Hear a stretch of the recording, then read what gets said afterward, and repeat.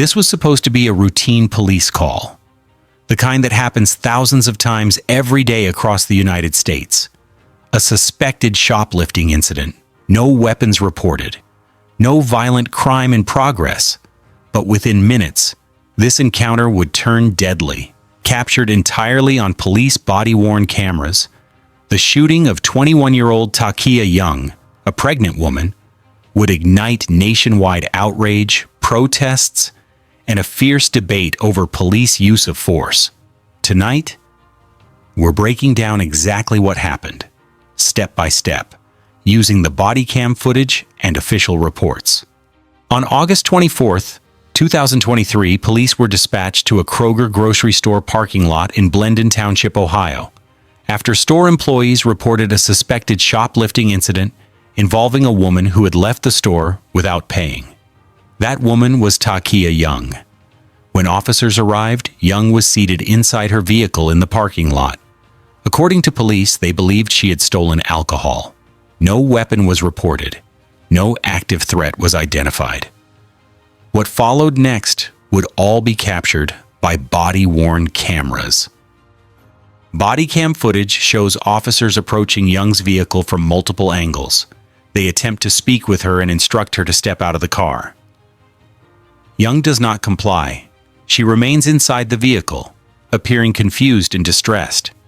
Officers continue giving commands, growing increasingly urgent as the situation stalls. As tension builds, one officer positions himself directly in front of the vehicle, while another stands to the side. This positioning would later become a central point of controversy. As the confrontation continues, the bodycam audio captures officers raising their voices. One officer draws his firearm. Moments later, Young's vehicle begins to move forward. The movement is slow, but it is forward. Within seconds, a single gunshot rings out. The officer fires directly into the vehicle. Takia Young is struck. Her car continues to roll forward before coming to a stop in the parking lot. Bodycam footage captures the chaotic moments that follow. Officers rush toward the vehicle, shouting for medical assistance and attempting to render aid. Radio traffic fills the audio as they call for paramedics. Despite life-saving efforts, Takia Young is pronounced dead at the scene. Her unborn child also dies. What began as a suspected shoplifting call has now resulted in the loss of 2 lives. The first officer to interact with Takia Young approaches her car under the suspicion that she stole liquor from Kroger. Hey, stop. Hey, out of the car. Out of the car. By the time the second officer gets to the car and walks in front of it, the first officer had asked Young to get out 5 times. He keeps asking. Young argues. You can hear the exchange on that officer's body-worn camera. Out of the car. Out of the car. They said you stole stuff, do not leave. Get out of the car. Then get out. No, then get out. Yeah. Young begins to drive. In this freeze frame, you can see the car make contact with the officer standing at the front of the car as his feet leave the ground. That is when that officer fires 1 shot through the windshield. We pause the video to not show that deadly shot. When we pick up the video a moment later, you can hear the commands continue. When police release the bodycam footage to the public, the reaction is immediate. The video spreads rapidly across YouTube, social media, and national news outlets. Millions of viewers analyze the footage frame by frame. Public outrage erupts. Many question why officers stood directly in front of the vehicle, a tactic most police departments advise against. Others ask why lethal force was used during a non-violent property crime. Protests begin across Ohio and beyond. The day after a funeral was held for Takia Young and her unborn child, Blendon Township police released additional video from the incident here at this Kroger that led to her killing. The case quickly becomes a national flashpoint in discussions about police use of deadly force bodycam transparency, use of force policies regarding moving vehicles, how low-level crimes are handled by law enforcement supporters of the officer, argue that he feared being struck by the vehicle. Critics argue that the danger was created by police positioning themselves in harm's way. the body cam footage becomes central to both arguments. The officer involved is eventually criminally charged, an uncommon outcome in police shooting cases. During trial, jurors are shown full body cam footage, Kroger surveillance video, and expert testimony on police training and tactics.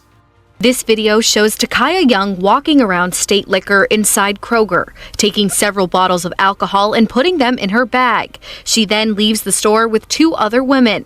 Police say she didn't pay for the alcohol. Surveillance video shows a store employee running out to get the officer's attention. 2 officers then approach Young's car. The prosecution argues the shooting was unnecessary and reckless.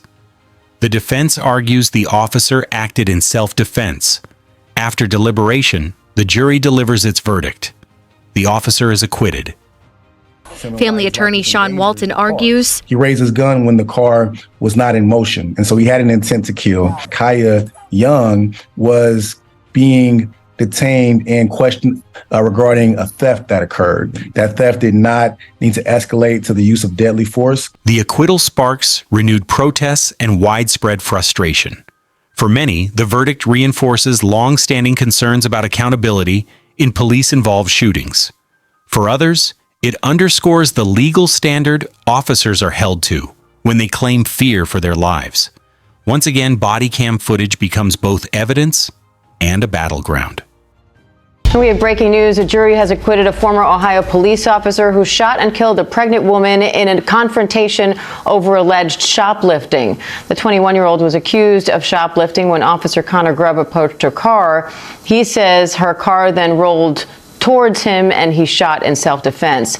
The family of Takaya Young became incredibly emotional just moments after the judge read that verdict.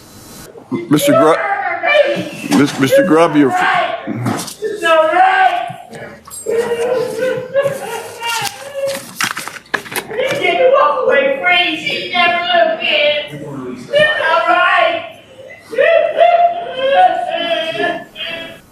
The jury found Connor Grubb not guilty on all of the charges. He was facing up to life in prison if convicted. Going against Takaya Young and the way that she's being criminalized, it's demoralizing. Johnson says they're calling for the officer who killed Takaya to be brought to justice. We're not asking, we're demanding that officer be arrested and have charges pressed on him, just like any other civilian. Johnson hopes people will be more sensitive to the Young family and what they're going through, especially for the sake of her 2 sons. The death of Takaya Young leaves behind painful, unanswered questions.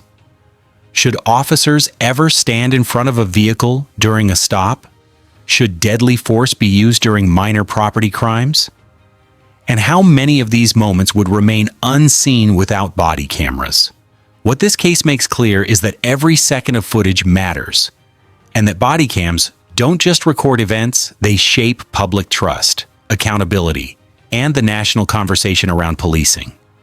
Cases like this don't end when the video cuts to black. They linger in courtrooms, in policy debates, and in the lives of the families left behind. The body cam footage shows us exactly what happened in those final moments, but it doesn't answer the hardest questions. It doesn't tell us whether things could have been handled differently or whether this tragedy was preventable. What it does show is how fast ordinary situations can turn fatal, and how critical police decision-making becomes in seconds. The death of Takaya Young reminds us that body cameras are not just tools for accountability, they are mirrors, forcing the public to confront uncomfortable realities about law enforcement, use of force policies, and how low-level incidents are escalated into life or death encounters. For some, this case represents a justified act of self-defense. For others, it symbolizes a system that too often fails to protect the most vulnerable. And that divide, fueled by footage like this, continues to shape the national conversation. As viewers, we're left with the responsibility to watch closely, think critically, and ask the questions that matter. Because every clip, every command, and every decision captured on these cameras has real-world consequences. If you want more real, unfiltered body cam footage, in-depth true crime breakdowns, and cases that challenge how we understand justice? Make sure to subscribe to the channel, like this video, and share your thoughts in the comments below. Your perspective matters. And the conversation doesn't stop here. Because behind every body cam video is a story that deserves to be examined, understood, and remembered.